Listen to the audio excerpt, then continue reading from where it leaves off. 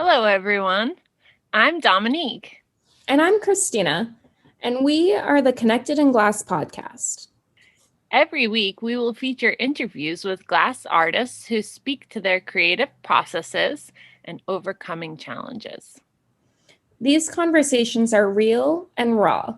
We hope that by sharing these stories, you're able to find some connection and know that you're not alone. If you love this podcast and want to help support its creation, please consider becoming a patron at patreon.com/connectedinglass. Also, please consider joining our Facebook group, Connected in Glass Podcast, where you can continue following the artists that we've interviewed in previous episodes. Today, we're interviewing Erin Garmezy. Erin is a glass artist from Richmond, Virginia. She's been working in glass since the year 2000 and works in both borosilicate and soft glass.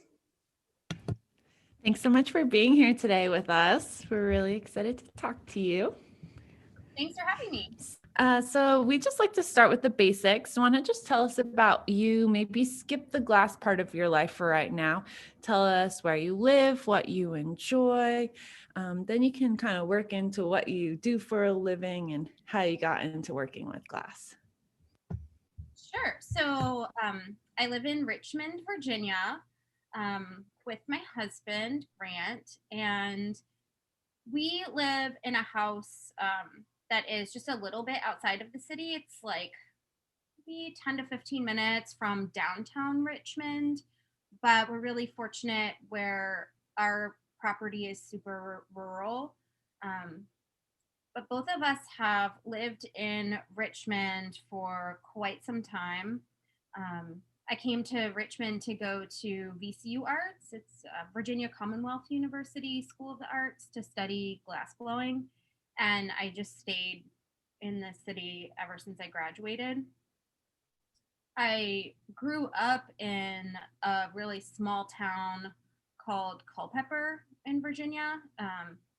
It's not quite such a small town anymore, but it was when I lived there. And there I lived in a house that was really rural as well. So, like, lots of woods around our house, and growing up, like, just being outside all the time and like playing outside and like, not, we were like those kids. It's like our parents were like, you're not allowed to come back inside. You get like 2 times a day where you can come in, like, just stay out if the weather's nice.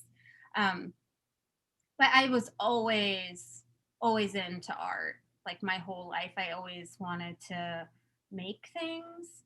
And I did like drawing and painting and things like that, but I always been from a really young age was more geared toward like building things. Like, I was the kid who wanted to like glue popsicles together and make stuff out of pipe cleaners and that kind of thing. So I always knew that I wanted to do art, and in like middle school, high school, I always chose art as my electives. And there was just kind of like never a question that that's what I was gonna like go to college for. So yeah, I ended up, I'm trying to like tell the story of my life without glass. And that's really hard because it's like been such an integral part of my life since I was like 17 years old. um, but non-glass related, now we have 2 dogs and a cat, so we're kind of like obsessed with them. And yeah, where our studio is at our house, so really kind of like a homebody now, especially with COVID, like never leave the house. And if it's like a Lowe's trip, that's like the big, like, woohoo, we get to leave the house and go to Lowe's. Um, so yeah, I ended up coming to VCU to pursue glass blowing in college, and then stayed here, and now I'm here. So your very first glass experience was in college, or did you do it before that?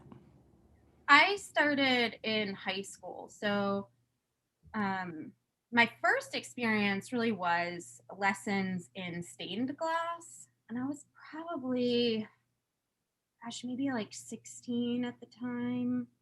Um, and I was working, like taking stained glass lessons with this woman, just like at her house. She had a stained glass studio. That's kind of what got me into glass. And let's see, near Culpeper, there's a really small town in the mountains called Sperryville, Virginia. It's like the cutest mountain town. I don't even know if you'd call it a town. It's so small, but there's like fruit stands and like cute like little coffee shop and stuff.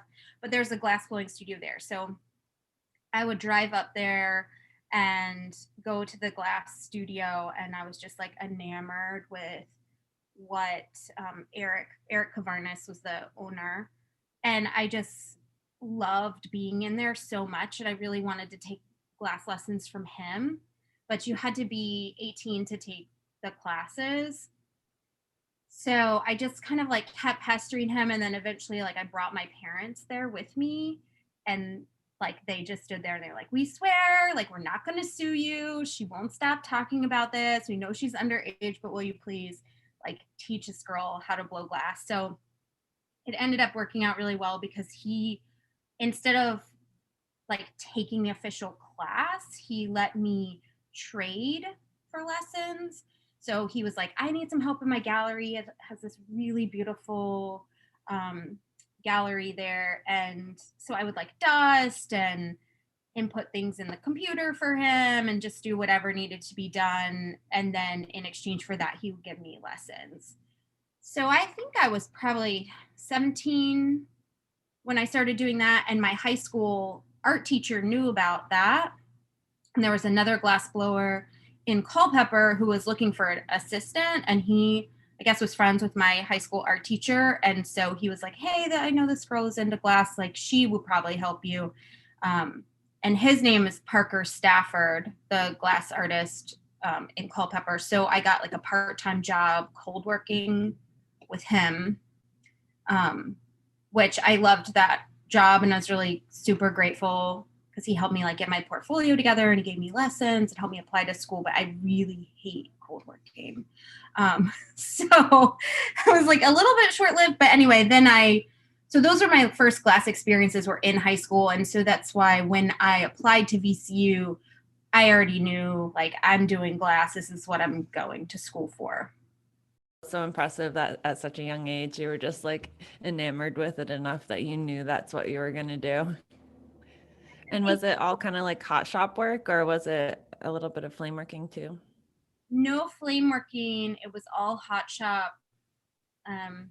With Eric, I was like learning basics. Like I made my first blob and paperweight and like cups, things like that.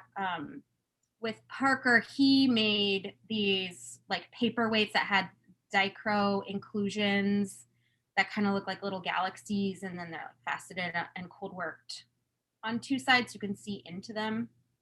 So it was really kind of, I guess, more traditional glass blowing. And so that's really all I knew when I went to school. I didn't know anything about flame working or casting or anything like that. I knew a little bit about stained glass and a little bit about glass blowing. And how did you get into flame working? That really came later. In college, looking back, I feel really dumb about this, but so Emilio Santini was our flame working instructor at VCU at the time.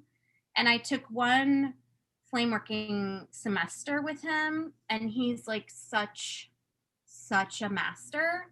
And I loved the class and really enjoyed flame working, but I just was so into the hot shop. Like that's just like what I knew. That's what I was most interested in. And the studios are right next to each other. So I'd be like flame working, but like kind of secretly looking at the hot shop, like, oh, I really want to do that. And so I took that semester kind of like midway through college. And then after I graduated from college, I just didn't really think about flame working. And I don't know, I still to this day, like, I don't know why, but one day it was like just this switch flipped, and I just like woke up one day and I was like, I think I'm gonna be a flame worker now. And I didn't know I knew nothing except for that one semester. So I bought a torch. I have a lot of friends. There's a huge flame working community in Richmond. So I kind of asked around, like, what should I do? And what should I buy? And like, got everything together and bought a torch and set up a flame working studio in the spare bedroom of our house, which is a different house from where we live now. And I just made a bunch of like garbage. I didn't know what I was doing. Um, so, yeah, that was really hard. But then I took some workshops, some intensive workshops at Pittsburgh Glass Center and Corning. And then that's when I realized, like, oh, no wonder I'm making garbage. I don't know how to flame work. But now, now I know some things. So then that's when I really like got super into flame working, and now I still do both. I'm actually still working the hot shop a lot more than flame working, but I would say I think for me personally, my best work comes from flame working. Can you describe, like, verbalize your style of work? Just give us a visual on what kind of stuff you make. Yeah, so on the torch, what I prefer to use borosilicate glass, and I make flowers and plants and kind of natural, mostly flowers and plants. And I strive for like super realistic looking sculptures. Um, they're not always, sometimes they're a very, very specific plant. Like I have tons of books on botanicals and field guides and things. So sometimes I'll be going for like a very specific plant and reproducing that thing.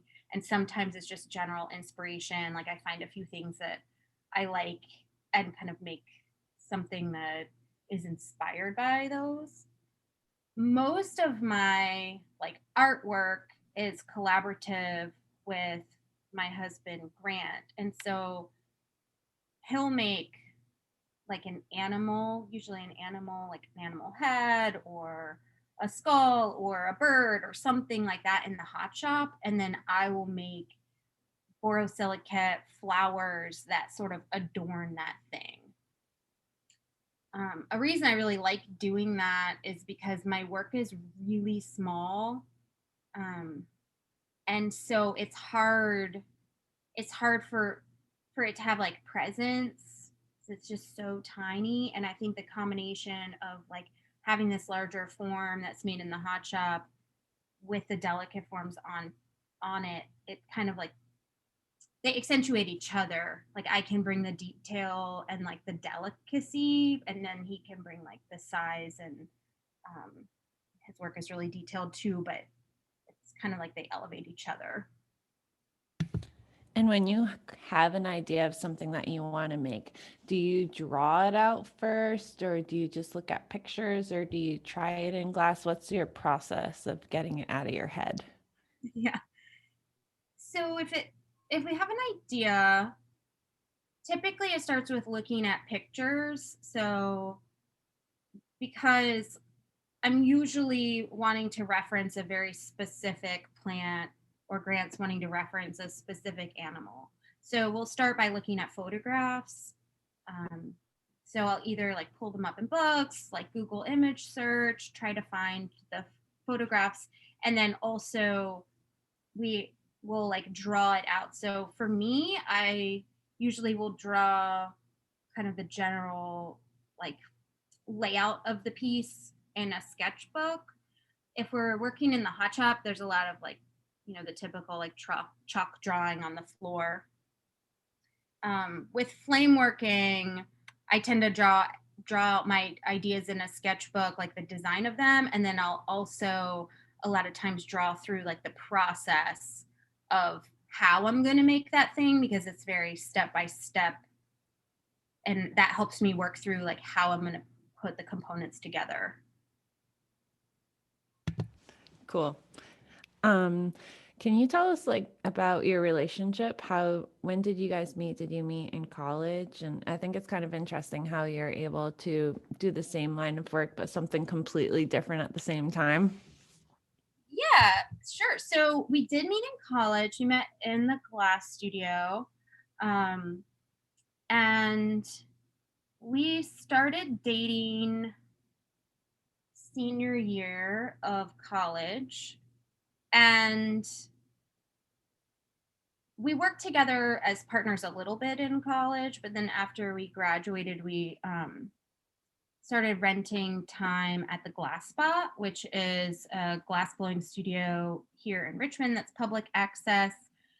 And mostly, as far as our relationship with like and glass goes, it's like mostly when we work together, like I'm assisting him, because when to make like the things that Grant makes, it takes a huge team. So it's like me and a number of other people that are all working together to like produce this object. But then for my process, like I'm alone. Like don't talk to me when I'm working, kind of thing. So if I have things to make in the hot shop, then well, really, he doesn't really help me either. Like other people will help me in the hot shop. Usually, like sometimes we work together on my stuff. Where was I going with this? Our relationship. So we've been working together in glass, like pretty much ever since we met. We dated for a long time, 8 years before we got engaged. And we got engaged at the Chrysler Museum during a Third Thursday demonstration. So we were there as like visiting artists. At the time, it was Third Wednesday. So those are super fun, like performative nights where they like bring in an artist and a band and catered food, and like it's like a big party and everybody's watching, artists blow glass. And so like our parents came and everyone was there, and then he proposed to me at the end of that night, which was so fun. And it's all on video too, like on YouTube. So poor people at the Chrysler like have all the Chrysler videos on loop, and they're like, oh my God, we see you get engaged like every day. It's so annoying. But yeah, so we dated for like 8 years, all the while blowing glass together. But really during that time, we were like helping each other and blowing glass together, but we never made collaborative work. And it wasn't until after we got married that we like had this idea for a collaborative piece. And it's a deer skull that has all these flowers like hanging off of its antlers. And we made that piece together. And it wasn't really for lack of like never wanting to work together before. It was just that we hadn't worked out the details of like how we would put that piece together. Like we had the idea for it, but we always got stuck on like how we would do it. So when we realized how, we kind of came up with an idea of how we could make it, then we made that piece. And then since then, we've done a lot more collaborative work since then. But our relationship is like awesome. It's like such a dream. We're just in a really good place, like where we both love so much where we live. After we got married, we moved to this house, and have built our studio, and we're constantly renovating the studios, and working towards like creating bodies of work together. And we work really well together in the hot shop. I think everybody works really well with Grant in the hot shop because he's like really chill, like never gets mad, or so he's like a nice person to be around. So that helps. And then like business wise, we run the business together too. And I think we have very like complementary skills. Like I'm super type A, very detail oriented. Like my whole life lives in Google spreadsheet. And he's like definitely the like idea person. So he can come up with an idea that's like crazy. And I'm like, okay, like let me break this down in step by step and let me put it in calculations in my Google spreadsheet and see how we can make this work. So I think we like really complement each other in that way too. That's so cool. It's really great to hear how you can kind of put your skills together to build a business in that manner. Can you describe your studio space to us? Yeah. So we bought this property, how long we've been here? 6 years? I think we've been here maybe 5.5 years now. So our property is about 6.5 very wooded acres. And our house is a log cabin, which is really unusual architecture for this area. Right next to our house, there is a pole barn that's about 1,800 square feet and a detached 2.5 car garage. So when we were searching for houses, we knew that we had to have some type of potential for studio space through like a detached garage or a barn or like something that could be renovated. We really didn't even care like what condition it was in. It just needed to have like some kind of structure that we could turn into a studio. And we really got super lucky when, like I always say, this house like fell out of the sky for us. And we actually did a spell, like a witch's, like we bought a spell, and that's how we found our house. That's like a total different story. Anyway, the studio. So when we first moved here, the pole barn was just basically the roof. There was a few walls, but it was really open. There was no floor, no electricity, no doors. It was just full of like sticks and snakes. So we started the studio in the detached garage, and at first we didn't really have plans to have a hot shop. We just like had, studio space to work. And then when we got our furnace, so we got the mobile glass blowing studio dragon furnace and set up the hot shop in the garage. And then we started renovating the barn, and we got the power on, got concrete floor cast, started like filling in all the holes because it was just like open everywhere. And we built like an insane amount of doors, sliding doors, and to like close the building in, installed windows. We just recently got plumbing, paneled the walls. And so it's been really kind of a slow process. The barn has kind of two sections. It's divided in half. So one half of the barn is our hot shop. And in the hot shop, we have two dragon furnaces now. We have a big one and a mini one. We have a glory hole that we almost never use, one bench, a few kilns, and a bar. The bar is really important to us. So we built a bar area with like live edge wood and color changing cabinets, installed a disco ball. So that's our party spot.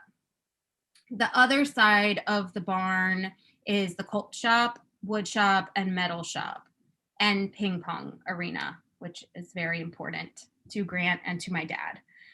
So that space is under construction right now. It's definitely very much in use, but there's a lot of work still to be done, like insulation. We'll probably install some kind of heat in there, finishing all the walls, lots more electrical work to be added, the sink and everything. So that's still under construction. We just got two garage doors, huge garage doors installed on the cold shop that are beautiful and like full of windows and let in a bunch of light. So that's the barn studio. The garage is the flame shop, and right now we're renovating that to have a bathroom and like a kitchenette, because the garage has an upstairs that is like a finished room that was finished when we bought the house. So it's like has carpet and drywall and lights and paint and all that stuff. So we have our like assistant and studio manager, Peter, he lives there right now. And so we're putting in a bathroom and the kitchenette, like for him and for me, because it's my studio too.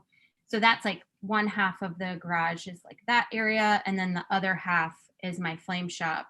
So that's kind of work in progress, but I'm super, super excited about the direction it's going. I have a whole vibe in mind. Like, if you could imagine like a Turkish hookah lounge, if that was a flame studio, like that's the vibe I'm going for in there.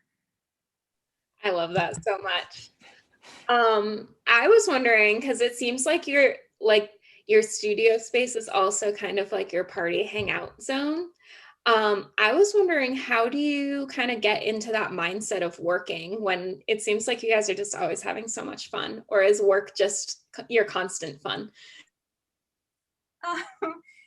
So usually like the party comes after, so if we're like making something in the hot shop, so we always work on Thursday nights, for example. So Thursdays at 5, that's like the team night. That's the night where we're typically in the hot shop, like making something a little bit more complex that takes a few more people.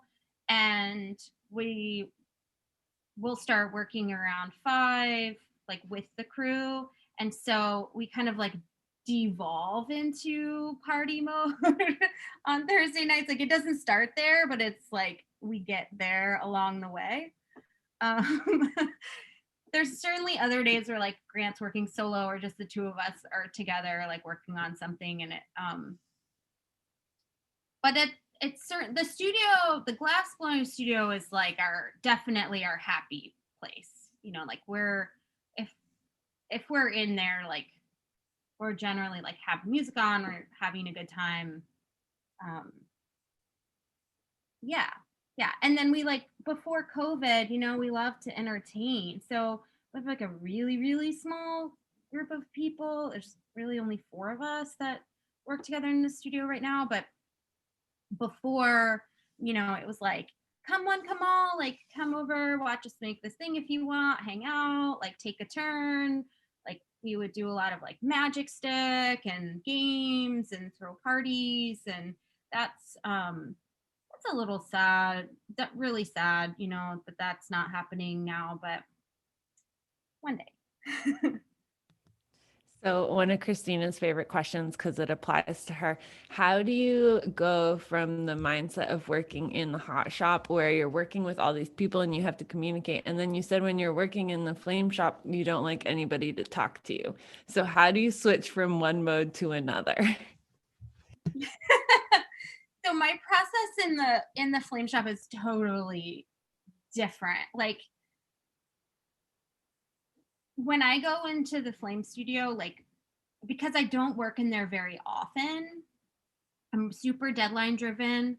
So if I have something that I like have to get done by a certain time, that really helps motivate me to get in the flame shop, which is really sad because it's my favorite thing to do.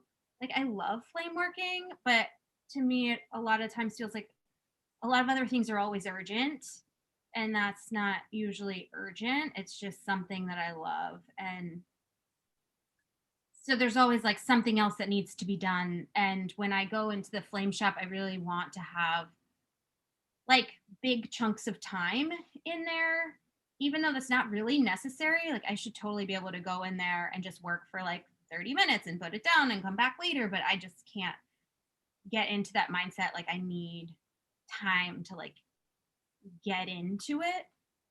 So when I find the time, and I'm like in this flame studio and ready to work, like typically the first thing I do is like clean everything.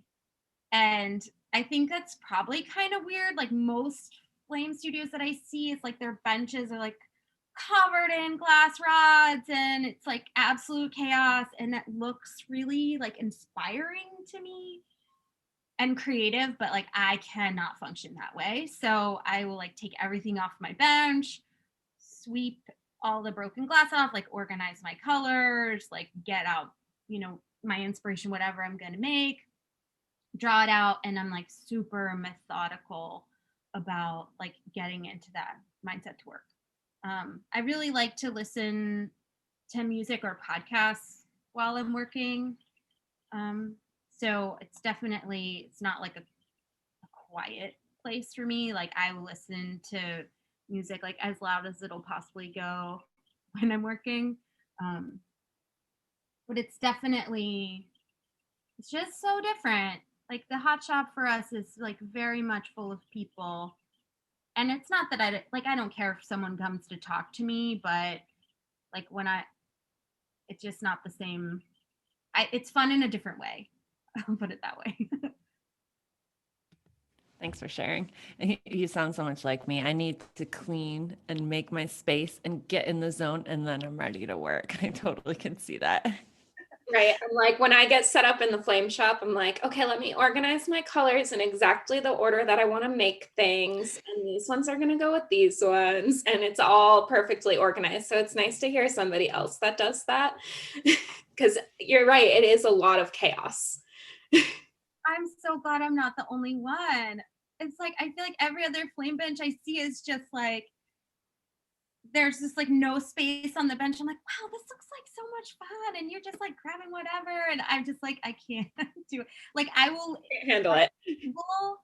I put labels on every rod of color that I have with the name of the color. Like I'm too much. You're not alone. So, can you share with us a little bit about how you make your income? I know that you teach and I know that you travel to teach a lot, and then you do these big sculpture works. Maybe you could break down the different avenues that you go down to make the income to do your living. Yeah, definitely. We always talk about it like pieces of a pie. So there's lots of different um, ways that we make money, and sometimes like some pieces are bigger than others.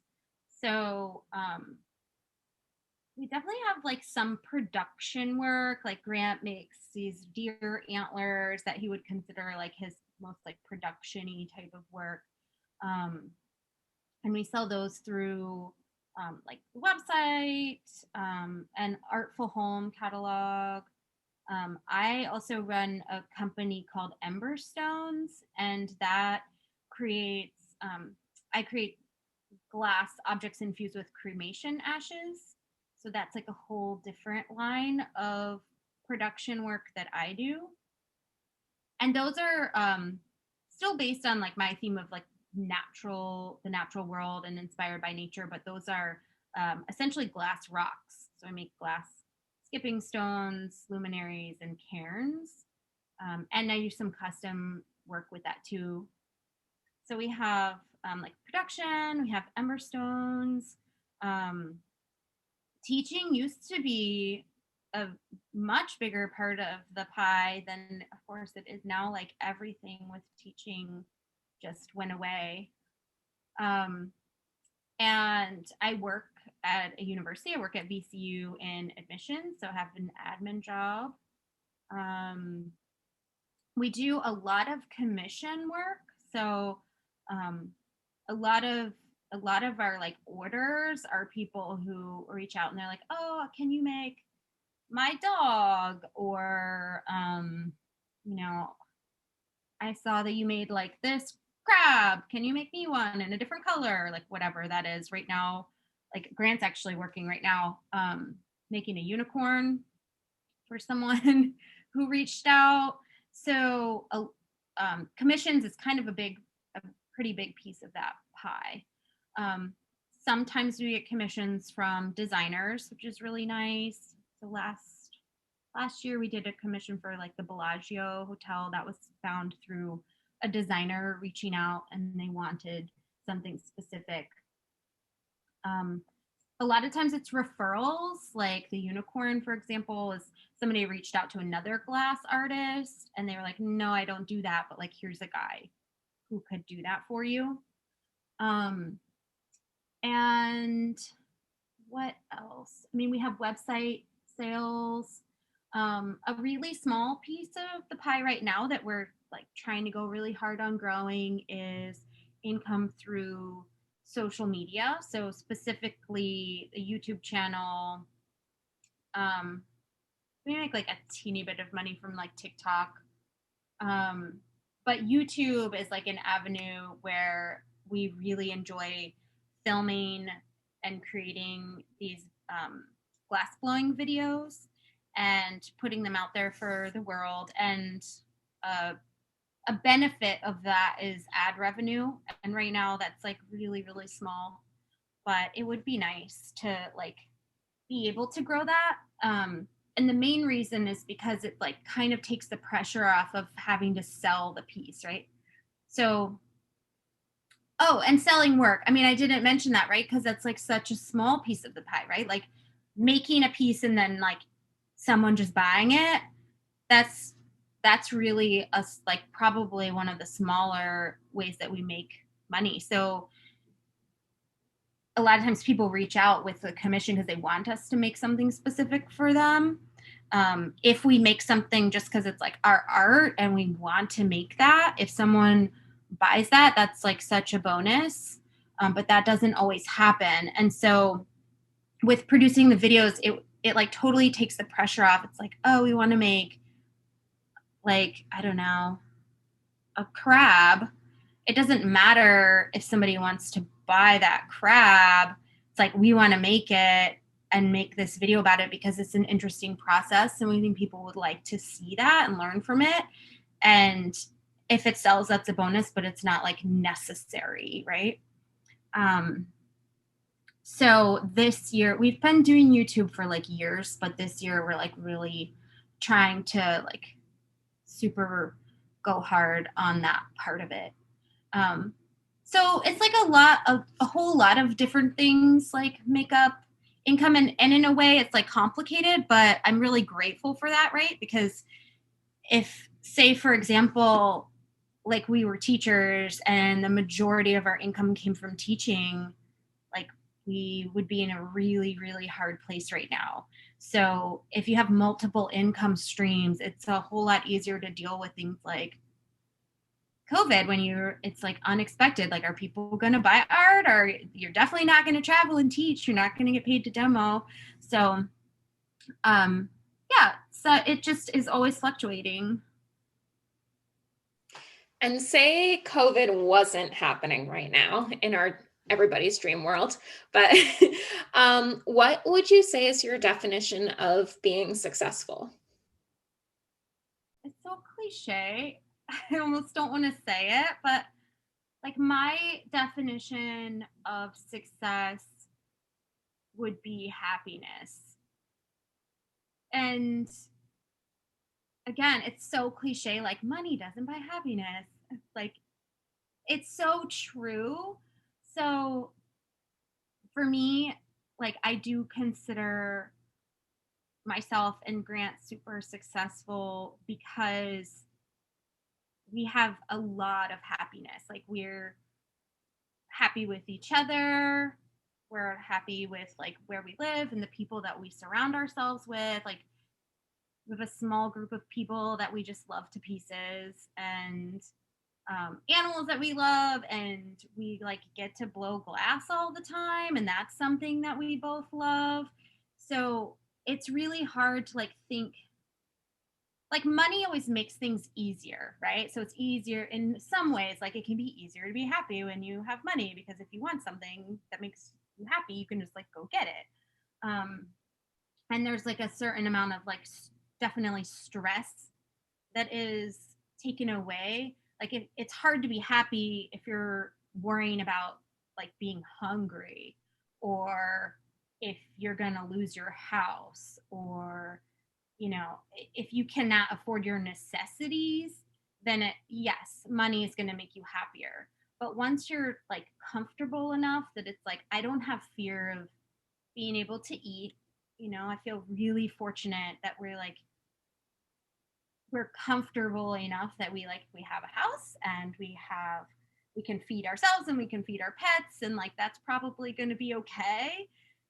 Like more money on top of that can only do but so much, right? And like we spend a lot of time outside too and like looking at the stars.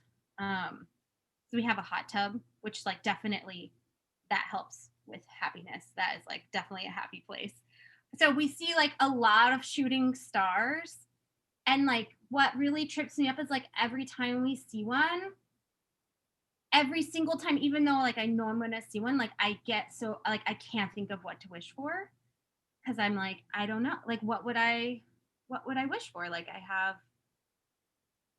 I'm sure there's things I want, but like I'm good. Like I feel good. It'd be nice to be a millionaire and be able to like spread the wealth and like buy art from all of my friends and have a boat because we live next to the river. But it's like, anyway, that's a really long answer. But successfulness to me is really just like being okay with where you are, and like grit gratitude, I think, has a lot to do with happiness as well. That was a long answer, but it was beautiful.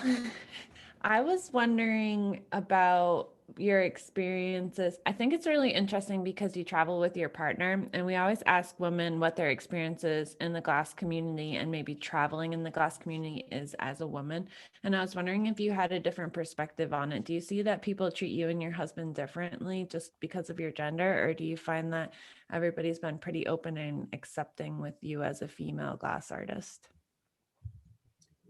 So I'm really fortunate that I've not experienced any bias because I'm female working in the hot shop. Um, and I have traveled a ton, and and really my experience has been quite the opposite even of what I expected it would be. I mean, for starters, like going to school for glass, there's definitely a higher percentage of women pursuing the arts in college. So just right off the bat of like being a woman in college, there was more of us than men. So um, that's kind of like how I started. I mean, of course, my two mentors in high school were men, but we were really working like one on one. So, and they were so helpful to me, and really like mentors to me. And then with traveling, a lot of our travel has been to schools, universities, and like intensive workshops and things. So again, it's like directly working with students, and I haven't experienced any bias like that.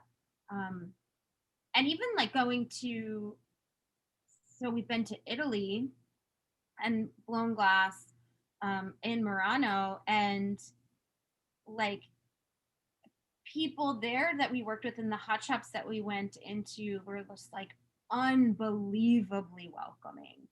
Um, we worked with a glass artist named Fabiano Zanchi. He's a fourth generation chandelier maker. And he invited Grant and I to come to Italy and work in his studio to produce some chandeliers with him. And we really didn't know what to expect. We didn't know him. Um, his father, grew up in the studio. He's like the maestro, and he didn't speak English, but was like the most welcoming person I've ever met. Like he kept saying how awesome it was to have a woman in the hot shop, and I was like helping Fabiano and Grant make the chandeliers. Like I would bring bits or whatever, and he just like Mauro, his dad, was stoked. He's like, women are never in here. Like this is so awesome. This is like Fabiano had to translate, but basically like he was just like so excited for me to be there. And in Africa was another experience that I had where we went and worked in Swaziland, and that's like a glass. It's almost like a cross between a studio and a factory. They produce Ingwenya Glass is the name of the studio, and they produce lots of like tableware and gifts and things like that, but they produce them for tourists who come, but also like they ship out to big department stores and things. So they have a really big staff of people that work in the hot shop, that do packaging, that do cold working, and all of those different like steps of the process. And on the hot shop floor, there's many workers and only one woman on the floor. There was lots of other women who worked there, but they all worked in packaging or in the gift shop, things like that. But they, again, like I was there to help, and they just were like, yeah, like, come on, do it. I do remember the one woman that worked there, like she didn't gather. So they have different steps where like one person gathers and they do a move and then they pass it to the next person and the next person, very factory style. And they use recycled bottle glass, and the furnace is the biggest furnace I've ever seen. Like it's like the size of my living room. It is so hot because they're melting the bottle glass. And so I like went to gather to like bring a bit or something, and a couple of the guys ran up and they were like, whoa, like what are you doing? And I was like, I got this, like it's fine. And they're like, okay. And then when I took the gather, I was like, oh no, like I like powered through it because I was like trying to prove myself. And then after that, I was like, forget that. Y'all, you guys can gather. Like, I don't want to. When I say that, I was just like, yeah, I got it. Never mind. But they were just really nice. Like, they weren't trying to like say, oh, you shouldn't do that because you're a woman, you know? It was just like a little shocking to them, I think, to like see that. But everyone's so nice. So I know there's a lot of stories, and I've heard a lot firsthand from other people who've like experienced misogyny in the hot shop. I think it's so unfortunate, and it makes me really sad that some people have to like have that experience, when I know firsthand that like it doesn't have to be that way. It can be this like really warm, welcoming, amazing community that just like everyone lifts each other up. And for like the few people out there that make it not that way for other people, like screw you, man. Like everyone just be nice to each other. Oh, your response was so refreshing. It gives hope for the world. I was wondering, it seems like you always have so many ideas and so many things that you guys want to make. Do you ever experience a slump in creativity? And if you do, how do you get out of it? There's definitely a difference between, there's always a lot of stuff that we like need to make or like want to make just because it's like, oh, we're gonna make a crab because that sounds fun. There's like no shortage of that whatsoever. Sometimes we'll get a little stuck on like when we want to make like more conceptual art, and those generally run in like a series where we're like have an idea and kind of build on that. And then when we feel like we've sort of exhausted that series of work, it might be a little while before the next like idea presents itself. But we sort of like, to get through it, I feel like we just kind of wait for it because we can. Like we're not always making like our conceptual art or our like series of work. So we have the luxury of like waiting for that to come up. And then once, like right now, we're working on a series of framed pieces where they're snakes and like more flat creatures that are inside of like shadow box frames, and they're paired with botanicals. And right now we're at a point where there's definitely like no shortage of ideas, and in fact there's like this huge backlog of pieces sitting in the flame studio. Like the hot shop component has been done, and they're just kind of waiting for me to create the flame working parts to them, which just takes so long. Like my process is so slow. So like there'll be a lot of ideas there, and it takes a really long time to work through them. And then once, if we've like completed a series, we just kind of wait until the next idea comes around. It's nice to know that other people kind of like you have your ups and downs and your lulls, but you can just sit in that and be comfortable knowing that another idea or creative inspiration will kind of hit. A lot of cool ideas come from commissions. So there's some things that we just like would never make or want to make or think to make until someone asks us to make it for them. And we're like, sure. Yeah. Like if we think it's something we can do well, and we don't always like agree to them. If it's something we're like, oh, we are not the best person for that, we won't do it. But it's fun to like answer to that challenge too. And how do you deal with pricing difficult challenges like that? So there's a couple of ways. One is like if it's something that we have like historical reference, like we've sold something similar in the past, then we can sort of use the pricing of like for the unicorn, for example, like not too long ago, Grant did a commission of a horse. So not that much time has passed and it's a similar thing, but the unicorn is a little more complex because it has wings, but we can kind of use that base kind of that base price to base the new price off of. If it is something kind of brand new, so because I am the way that I am, I created a Google like calculator spreadsheet, and it has all these different fields.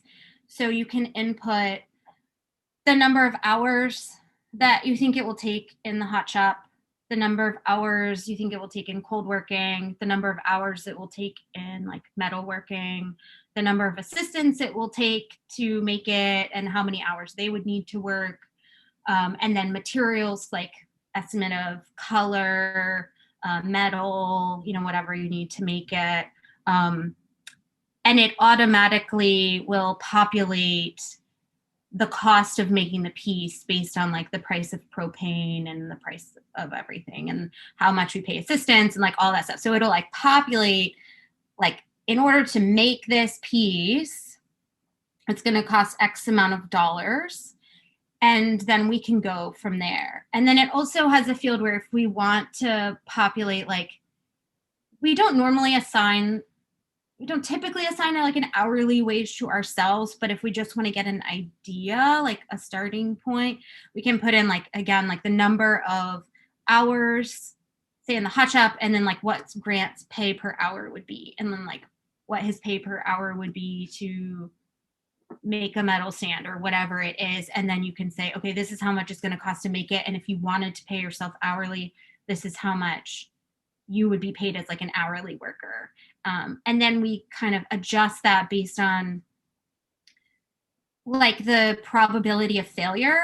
So a lot of times if it's a custom piece and it's really complicated, we have to assume that we're going to need to make it more than once. So it's like my side of it is like very technical where I'm like, let's compute the exact number of, what is the exact cost of propane in March, and then the other part of it is kind of like an emotional part of it too, is also like how much of like a pain in the ass is this going to be? Because if it's going to be something where we think it's going to take like time and time again, it's going to be really, really stressful, then that's going to cost a little more. And timeline too, will account for that. Like if we have to put everything else aside and only focus on this and it's a really tight deadline, then it's going to cost a little bit more too. I love that organized part of you. That is so beautiful. Dom's going to be making a spreadsheet like tomorrow.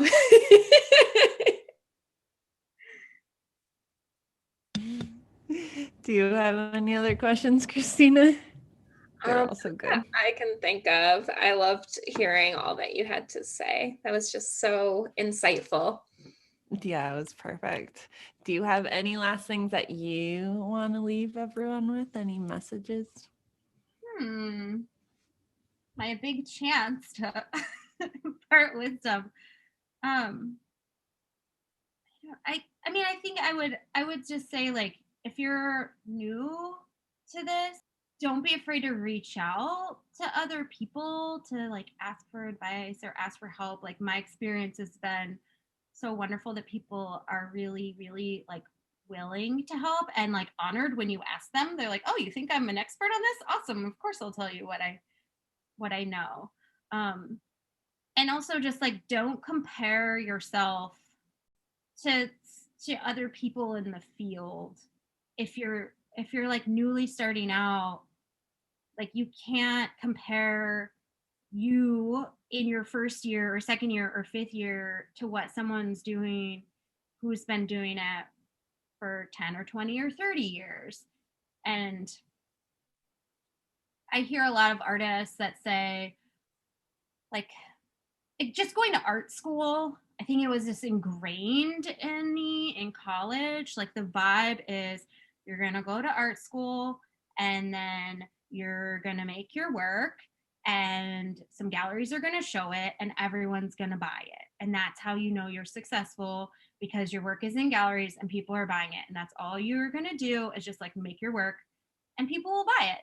And I like it's are there people out there that operate that way? Because I just like I don't know if that exists. Like, I know it does for a couple of people, and that, but like if that's not the way that you are operating, like that is okay. Like, everybody has all these other things. In my experience of everyone that I talk to, everyone's got like a lot of stuff going on and they're all making it work, and that's like totally normal. And you're not like not making it because you don't have some big gallery sellout show. Like, that's just kind of like something that I have learned, that it's okay that that's not the way that it is. And also kind of grateful too that that's not the way it is, because especially with COVID, like I don't know how many people are visiting galleries right now. So if that was our only income stream, I'd be a little worried.